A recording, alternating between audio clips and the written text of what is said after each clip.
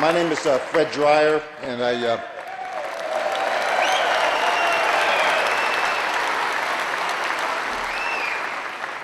played for Don in 1967 and 68 here at San Diego State.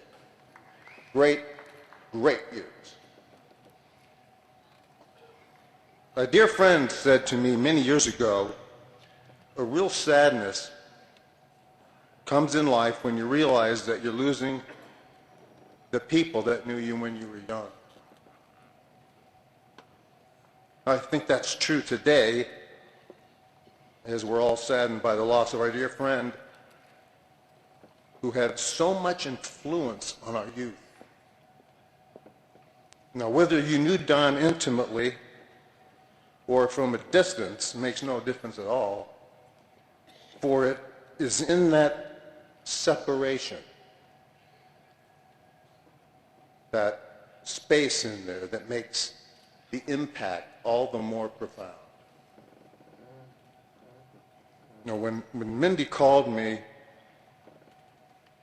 to tell me the passing of her father, the first image I had was of an 85-year-old man laying in an ICU bed, holding on to life, trying to decide whether to go on or let go. Then the very next image that came into my head, specifically, the next image, was of a memory from decades ago of the very first day I met Don Coryell. And it was the odd and strange circumstances of that meeting that would change my life and begin a friendship that would endure for the better part of 43 years. You know, looking out here, you know, you can see all the great friends and all the familiar, friendly faces. And it's just great that we can all be here together, you know, and celebrate the life of our great friend. And I'm quite sure, as a matter of fact, I'm positive, each and every one of you here has a very special moment, a personal story about Don that you hold dear, that you cherish for the rest of your life.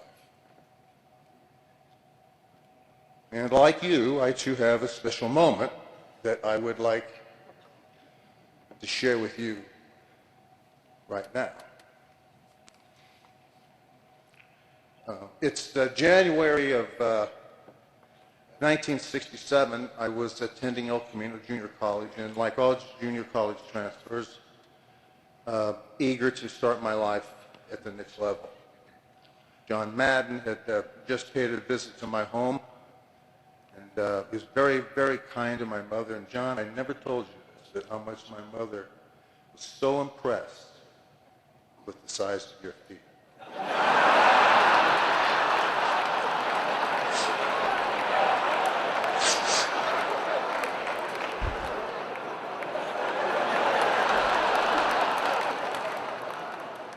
She said to me, "Mr. Madden has very wide feet, doesn't she?" I said, "Yes, she does."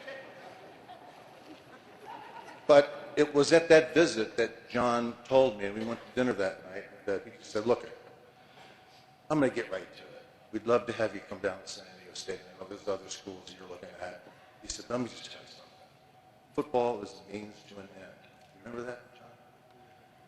It's a means to an end. It's not life itself. Along the way, you're going to grow up, you're going to get an education, you're going to move on, you're going to meet people, you're going to have a life, you're going to be successful, whether it's here or somewhere else. But we'd really like to have you come here. Well, with that, I set up a meeting. The school arranged, the school arranged a day for me to come down and visit the school. So, you know, in those days, you could buy a ticket on PSA Airlines, round trip, from LA to San Diego for $13. So I bought my ticket, I'm sitting on the airplane thinking about just everything a 20-year-old kid would think about. Had no idea at all. My father was in the Navy in World War II down here at the naval base, shipped out of here for the South Pacific. All I knew about San Diego. But everybody said, you had to go down there. It's the best kept secret in town. Go on down there. So I got on the airplane. I'm sitting there all by myself, you know, eating the peanuts, talking to the great stewardesses, by the way. Remember PSA stewardess? Remember that? I know you do, John. So I'm on the airplane, and I'm really apprehensive, and I'm kind of nervous. You know, I don't know what I'm doing. You know, I'm 20. My father passed away when I was 17. And so I'm just kind of, it's my mom and my brother and me, and so I'm just kind of fumbling around, visiting these schools and not really taking anything seriously, but I am thinking about the responsibility of a decision of where you go in life. This is really a big decision. It really is. So I'm sitting there thinking and weighing all of the magnitude of that decision. And everybody here, all the guys here, you know, they know the drill. You know. And so we land. Those days the plane right up on the tarmac, put the ladder up there, you walk down right into the terminal. And as I walked in, the place was a beehive of, it was just so many people there. On the left, people queuing up for departing flights, and on the right, you know, people in those days, we'd walk up to the gate and you could meet people. The place was packed with people. But over there in the middle of the floor was a clearing. So I thought I'd work my way toward the clearing and stand there and figuring, you know, whoever the hell's looking for me can find me. I didn't know who I was going to meet. I was just told that I would be met by someone from the school. Oh, all right. So I worked my way over there. I'm standing there, and I'm kind of like I am now, just kind of like looking around. Nothing. I'm there for 5-10 minutes, and I look at my itinerary again. I says, yeah, all right, okay. Now all the planes have left. The place is cleared out. I'm the only person standing in the middle of this place. And I'm starting to think, I really screwed up here. So I'm looking at my itinerary. And then I hear, hey!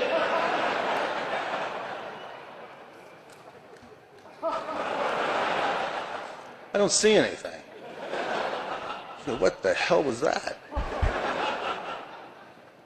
So I go back to my itinerary, and then I hear, I'm so pleased, so proud to see you.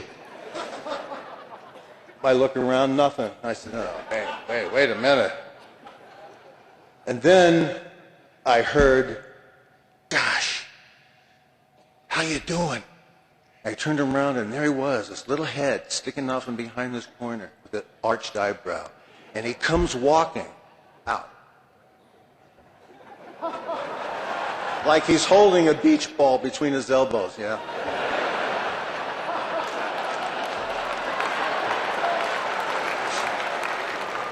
And he's got that funny little head down there like that. It's a little bit smaller than the rest of his body. He's a slight guy, so he's got on a pair of black pegs, tapered golf pants, and about 2 inches above his ankle, white socks, a black and red check. Remember the coat, John?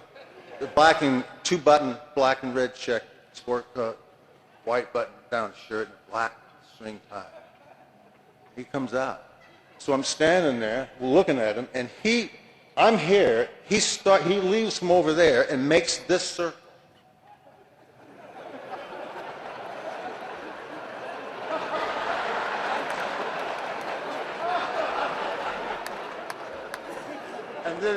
And then comes over to me, shakes my hand, hasn't looked at me yet or introduced himself. He shakes my hand and goes, you look hungry, you ready for lunch? I said, yeah. And he turns and walks away. And I look down at his feet, and he's got on Florsheim sunburst shoes. The big ones, with the 1-inch sole and the 2-inch heel with the steel spike in it. He starts walking away. So I said, well, what the hell? I guess that's the guy. So I follow him through the airport. About 5 yards behind him, I'm thinking about what am I doing? I don't even know who this guy is.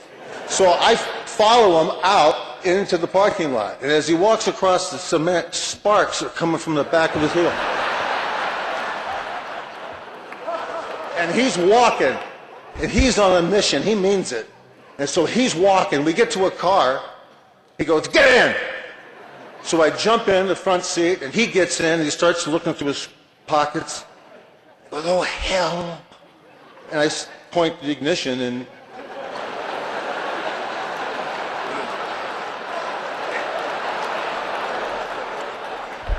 oh, you got to point to the ignition if the key's there, right? So he goes, oh, hell. And he starts the car up, and he throws it into reverse and steps on the gas without looking and backs straight out into the parking lot. A guy lays on the horn, and a woman says, my God, are you crazy? Watch what you're doing. So he goes, oh, hell. And he drops it down into low and punches it. We burn out about 25 yards, and he hangs a left, and we go right down the driveway, and we're now at the crossroads because of the traffic. And there's just so much traffic, and I can see he's not going to make a right-hand turn.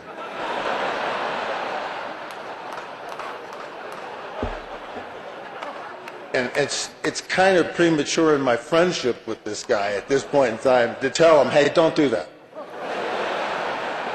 I know what you're going to think. I know you're going to go across, aren't you?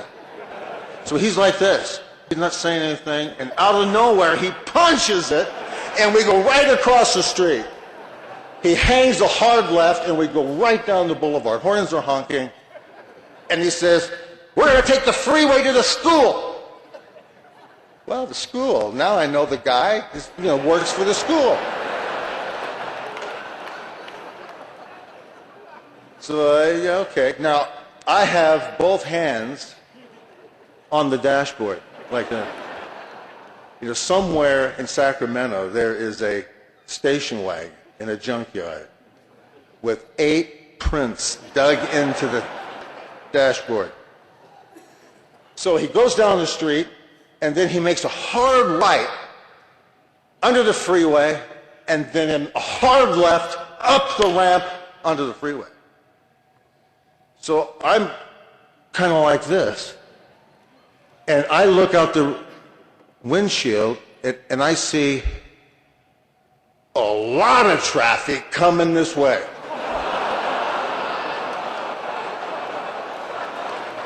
The guy in a motorcycle who I know intimately, there's a Corvette and a guy in the truck. I'll never forget his face. He's halfway out of the window like this.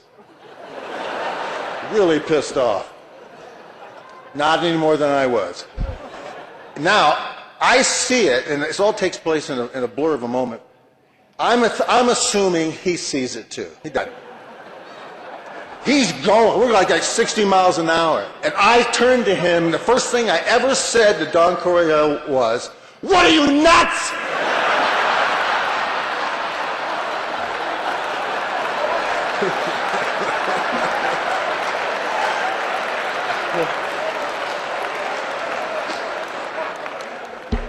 I'm so damn sorry. He slams on the brakes, and he sits.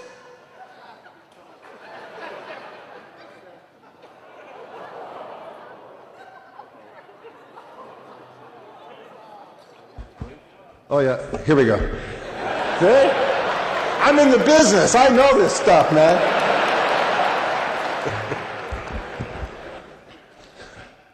So now we're sitting there.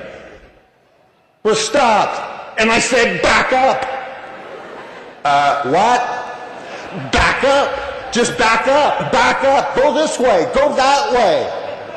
He goes, oh, hell, and he jams it in reverse and floors it. Now we're going 60 backwards. And he's like, he's great. I'm like this. And he is like this. Oh, hell, this is not my car. This is the state station wagon. And I'm not a very good driver. And I do this all the time. Good. Now, I know I'm going to the hospital that day. You know, my luck is the burn ward. You know, where they put you in the gauze and you're there for about a year and a half, like that. So we hit the bottom of the ramp, and it was like a Jackie Chan movie. He cranks the steering wheel like this, and the front of the car flew across the street, and the car just transposed itself on the opposite side of the street. He hits low and floors it. Now we're going 70 miles an hour, and he's not even batted an eye. I'm now on the dashboard.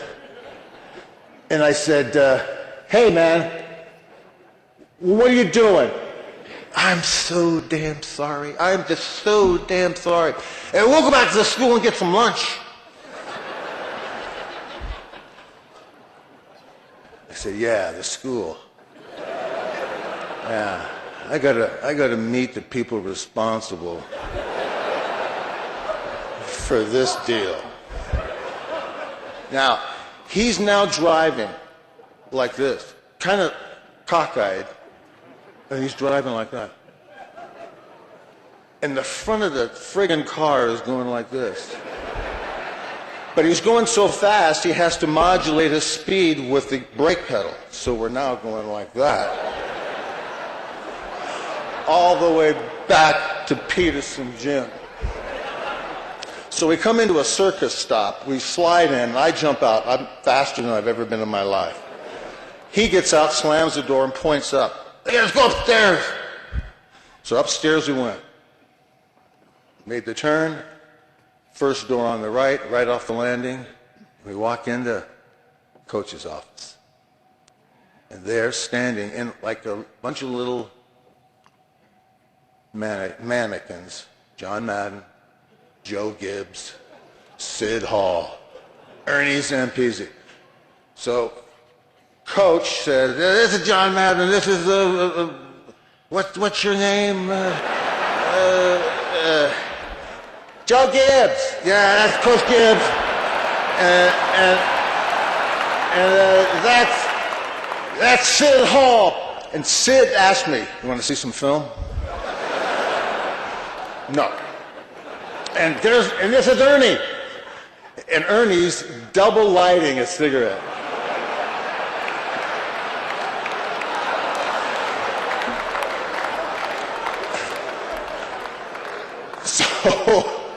So John's like this, and he's looking at me, and he said, yeah, you made it, huh?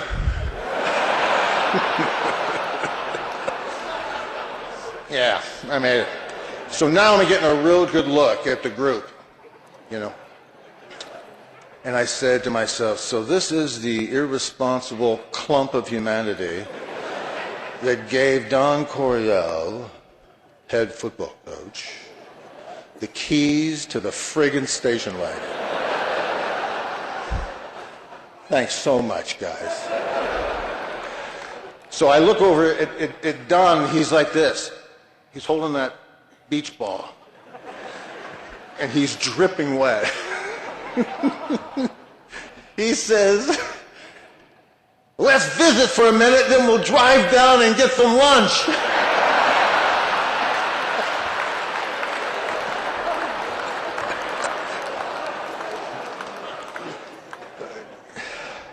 I took a look around the room, and I shook my head, and I just said, yeah, this is the place for me.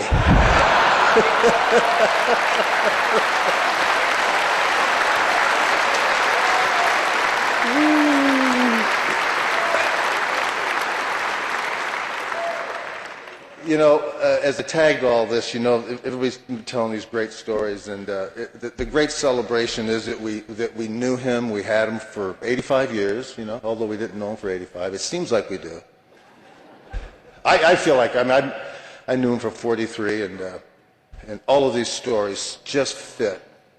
It's like it started here to here, and we just kind of entered kind of like here for a while. And that's what happened. People just kind of like intersect, you know? And they plug into his life, and we all come away charged. We all come away with an optimism.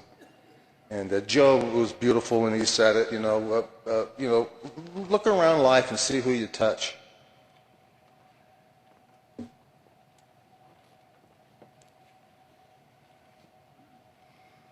Boy, what a special guy. Mike, Mindy,